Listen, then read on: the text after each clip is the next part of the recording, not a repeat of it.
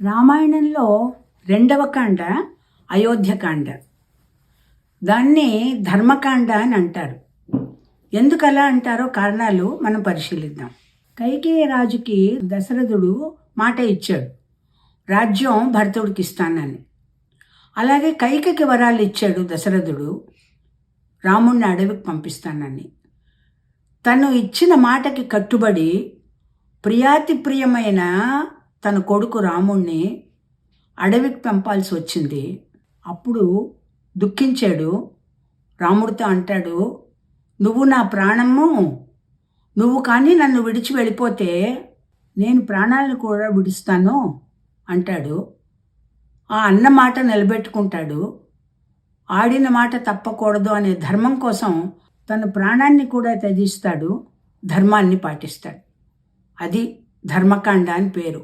రెండోది కౌసల్య సంగతి చూడండి. తపస్సు చేసి రాముణ్ణి పుత్రుడిగా కంది, కొడుకులో దేవుణ్ణి చూసింది, పరవశించిపోయింది. అటువంటిది వనవాసానికి వెళ్తున్నప్పుడు నేను వస్తానంటే రాముడు అంటాడు, అమ్మా నువ్వు నాతో రావద్దు, నాన్నగారి దగ్గరుండి ఆయన సేవ చేసే బాధ్యత నీది అని చెప్పినప్పుడు దాన్ని దైవాజ్ఞగా భావించి వాత్సల్యాన్ని దిగమింగుకుంది, భర్త సేవ చేసి తరించింది. రావణ వధకి నాందిగా పుత్రుడికి రక్షాబంధనం చేసి తల్లిగా ఆశీర్వదించింది. ఒక భక్తురాలిగా చేతులు జోడించి నమస్కరించి రాముడికి ప్రదక్షిణాలు చేసింది. రాముడి మాట దైవాజ్ఞగా తీసుకొని భర్త సేవ చేసి ఆ ధర్మాన్ని పాటించింది కౌసల్య. సుమిత్ర సంగతి చూడండి. రామా నువ్వెవరో నాకు తెలుసు, నిన్ను అర్చిద్దాం అనుకుంటే నువ్వు నాకు పుత్రుడిగా వచ్చావు, అంచేత నా బిడ్డలు లక్ష్మణుడు శత్రుఘ్నుడే నా చేతుల కింద భావించి నీ సేవ వాళ్ళ ద్వారా చేసుకుంటాను.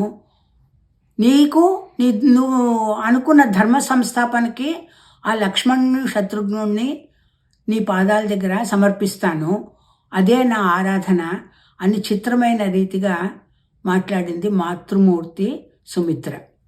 ఇది ఆవిడ ధర్మం. పైకి కైకైమని అరుపులు అరిచి రాముణ్ణి అడవికి పంపిన తప్పడుగు వేసిందని అందరూ ఆవిడ్ని తప్పులు ఎంచారు. కానీ దేవతల యొక్క పనికి అనుకూలం చేయడం కోసం ఆవిడ దేవదూత స్థితికి ఎదిగింది, నలుగురి చేత మాటలు పడింది. కానీ ఆవిడ అన్నది, రామ నా కన్న కొడుకు కన్నా నిన్ను ఎక్కువగా ప్రేమించాను, కానీ కాణలకు పంపించి నేను కష్టాలు పాలు చేశాను అని ప్రతి క్షణం మనసులో పశ్చాత్తాపపడింది. పైకి గంభీరంగా ఉంది. ఆ పశ్చాత్తాపమే ఆరాధనగా మలుచుకొని తరించింది కైకమ్మ. లక్ష్మణుడు పట్టాభిషేక వార్త వినగానే రాముడు ఆనందంగా లక్ష్మణుడి దగ్గరికి వచ్చాడు. అప్పుడు లక్ష్మణుడు అంటాడు, అన్నయ్య పట్టాభిషేకం అయ్యాక నువ్వు వచ్చి సింహాసనంలో సగం భాగం నాకు ఇస్తానని చెప్పావు కదా, మరి ఇప్పుడు అరణ్యవాసానికి వెళ్తున్నప్పుడు దర్భాసనం మీద నువ్వు కూర్చున్నప్పుడు ఆ దర్భాసనంలో కూడా సగం భాగం నాకు ఇయ్యాలి కదా, కష్టసుఖాల్లో అన్నదమ్ములు పాలు పంచుకోవాలి సగభాగం, అంచేత నన్ను కూడా నీతో రాని అని ప్రాధేయపడ్డాడు, వెంటపడ్డాడు. తల్లి, భార్య, రాజ్యం, సుఖభోగాలు అన్నిటినీ త్యాగం చేశాడు. అన్న ఆజ్ఞ ప్రకారం ఏం చెప్తే అది చేస్తూ 14 ఏళ్ళు అవసరం లేకపోయినా రాముని వెంట వెళ్ళి నిద్రాహారాలు లేకుండా అన్న ఆజ్ఞనే పాలించి ఆ సేవలోనే తనకంటూ ఒక జీవితం ఉన్నది అన్న ఊహ కూడా లేకుండా తను సేవతోనే తరించిపోయాడు. అటువంటి విలక్షణమైన ధర్మం ద్వారా తరించిన వాడు లక్ష్మణుడు.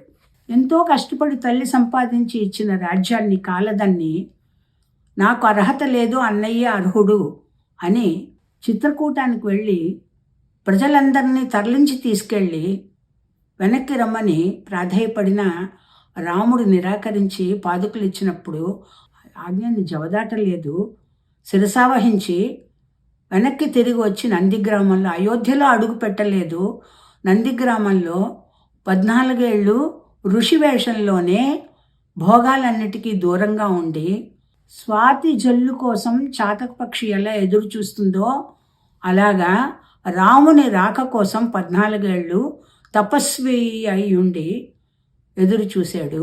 అటువంటి భ్రాతృ ప్రేమ ధర్మము భరతుడిది. తర్వాత రాముడు సింహాసనం మీద కూర్చోలేదు, భరతుడు కూర్చోలేదు. ఈ ఖాళీ సింహాసనం నాదే అనే దురాశ అన్నది లేకుండా శత్రుఘ్నుడు భరతుని యొక్క సేవకి అంకితమైపోయి, భక్తుల సేవే మహాభాగ్యం, బాగు బాగు అంటూ విశ్రాంతి లేకుండా, విరామం లేకుండా రాజ్యపాలన అనే శ్రమను తీసుకొని తన సేవ ద్వారా తరించాడు శత్రుఘ్నుడు. ఇంకా పట్నవాసమా, పల్లెవాసమా, నగరవాసమా అన్నది ప్రశ్న కాదు.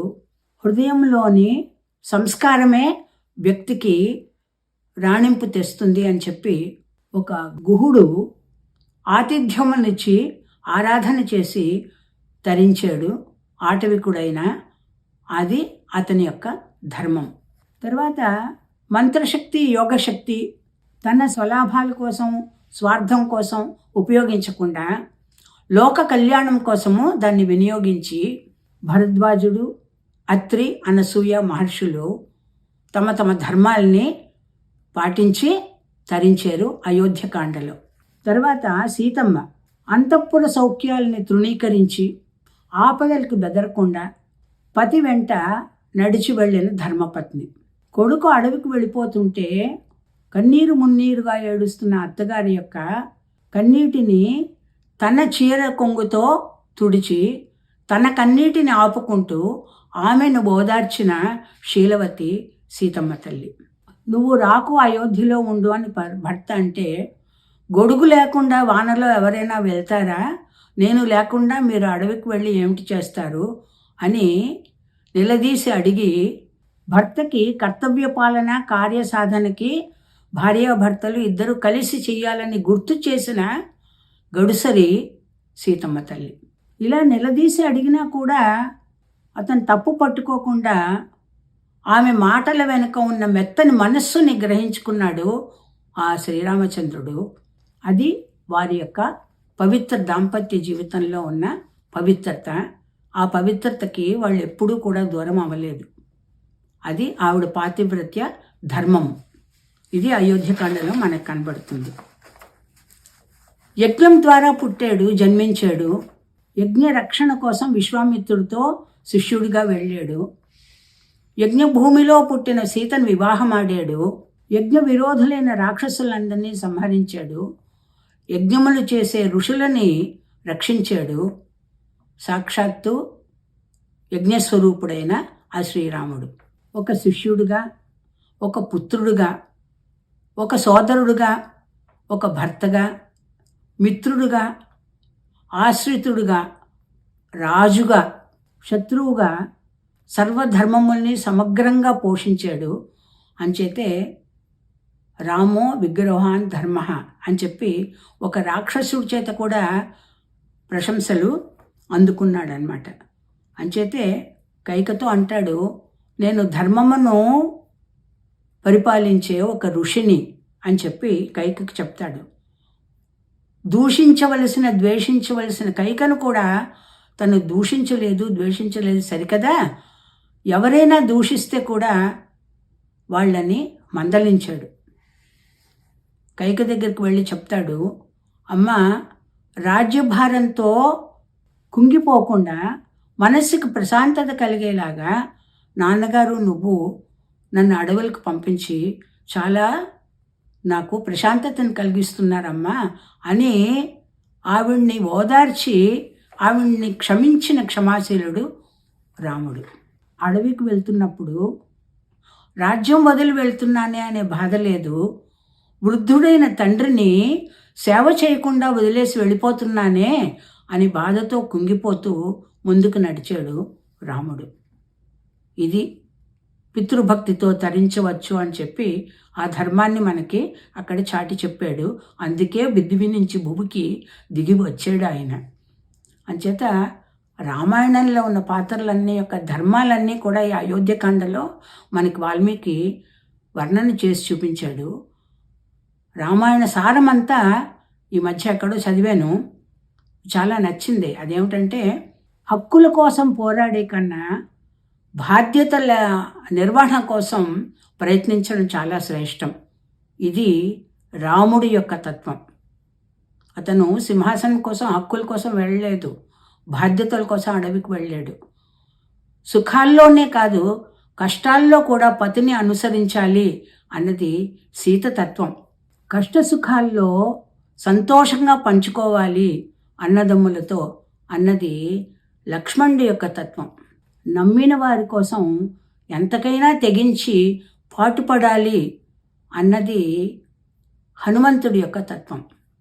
ఇవి ఈ ధర్మాలన్నీ మనం పాటించినప్పుడు నిజంగా మన రాముని సేవ చేసినట్టే అర్థం.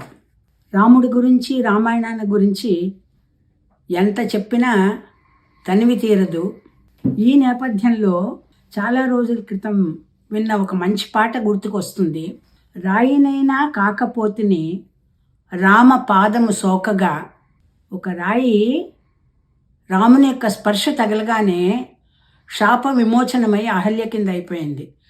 రాయినైనా కాకపోతిని రామపాదం సోకగా, బోయనైనా కాకపోతిని పుణ్య చరితము పాడగా. ఒక బోయవాడు మరా మరా అని మంత్రం చెప్తూ మహర్షి అయ్యి పుణ్య చరిత్రము రాయగలిగాడు. పడవనైనా కాకపోతిని స్వామి కార్యము తీర్చగా.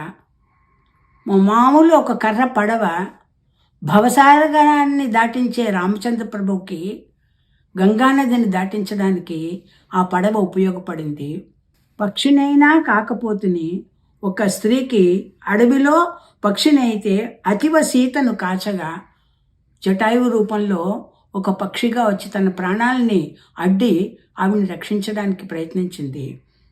అంచేత ఉడతనైనా కడలిగట్టున ఉడతనైతే బుడత సాయము చేయగా. బుడత సాయం అంటే చాలా చిన్న బుడత సాయం చేసింది.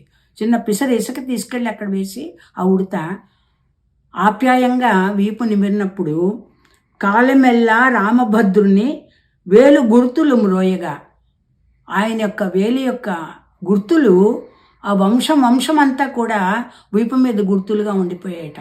అటువంటి మహిమ ఆయన రాముని యొక్క స్పర్శ. అంచేత ఆ పాటలో పాదుకనైనా కాకపోతుని భక్తి రాజ్యము చేయగా. భరతునితో పాటు వెళ్ళిన పాదుకలు ఆ రాజ్యాలని ఏలేయట. ఇవన్నీ ఇలాగ ఈ పాటలో చెప్పి ఆఖరిని ఆ కవి అంటాడు, మహిని అల్పజీవులే ఈ మహిమలన్నీ నోచగా.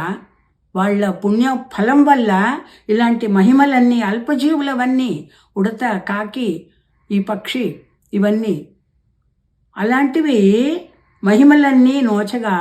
మనిషినై జన్మించినాను మత్సరములే రేపగా, మదమత్సరములుగా లేపగా. మనిషినై ఉండి కూడా ఇది మదము, మాత్సర్యము ఇలాంటి నెగటివ్ ఫీలింగ్స్తోనూ సతమతం అవుతూ రామనామం చేయకుండా జీవితం అంతా వ్యర్థపుచ్చుతున్నాను. ఇందులో జడ పదార్థములనే రాయి, పడవ, ఆ పాదుకలు అవన్నీ జడ పదార్థాలు. ఇవి ఉడత, కాకి, ఇవన్నీ కూడా. కాకి అక్కడ కాకాసురుడై వచ్చి గడ్డిపోచను శరము చేసే ఘనత రామునికి ఇయ్యగా. ఆ గడ్డిపోచను కూడా బ్రహ్మాస్త్రం చేసిన ఘనత రాముడికి ఇచ్చిందట కాకి. అంచేత ఇలాంటి పక్షులు, ఇలాంటి మృగాలు అన్నీ కూడా రాముని యొక్క స్పర్శ, రాముని యొక్క స్మరణ, రాముని యొక్క దర్శనంతో తరించిపోయినప్పుడు పలుకు శక్తి లేనివి అవి. పలుకు శక్తి లేని ఆ జడ పదార్థాలు, ఆ మూగజీవులు తరించిపోయాయి రాముని యొక్క స్పర్శతో. అలాంటిది మనిషి అయి పుట్టి కూడా రామనామం చేయకుండా, రాముని మహిమని గుర్తించకుండా ఉన్న వాళ్ళ జన్మ ఎంత వ్యర్థమో అని చెప్పి ఆవేదనతో ఒక భక్తుడు మంచి మనకి కనువిప్పు కలిగించే కవిత చెప్పారు. అది ఈ సందర్భంలో ఈ అయోధ్యలో మందిర నిర్మాణం జరుగుతున్నప్పుడు మనం గుర్తు పెట్టుకుంటే కనువిప్పు అవుతుంది. నాకు తోచిన మాటలు రాముని పాదాలకి సమర్పిస్తూ ఒక మాట, కొసరు మాట. మన గుండెల్లో రామునికి గుడి కట్టాలి, గుండె చప్పుల్లో రామనామాన్ని మేళవించాలి. దానివల్ల ఆత్మకి ఉద్ధరణ అవుతుంది, దేశానికి అభ్యున్నతికి పాటుపడాలి. అలాంటి శక్తిని ప్రసాదించమని ఆ శ్రీమాతను సహస్రాక్షిని మనసారా వేడుకుంటూ భక్తి జ్ఞాన వైరాగ్యాలను ప్రసాదించమని గురువుగారిని గురువమ్మని ప్రార్థిస్తూ జై శ్రీరామ్. శ్రీమాత్రే నమః.